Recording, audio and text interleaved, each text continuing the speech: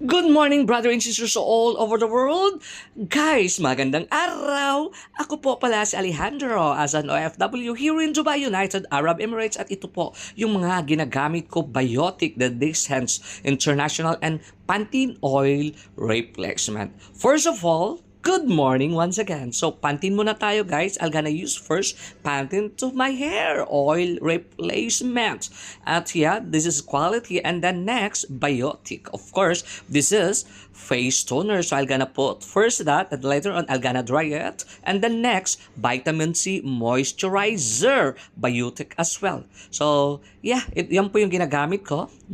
Ilang buwan na po it's effective. And then right after that, pag nag-dry na po, you have to dry first. And you're gonna use this sunblock. Okay. At this is Oh yeah, biotic, organic. Na organic po. And then last talaga, the Dixens International perfume po. So, thank you so much. Sana all.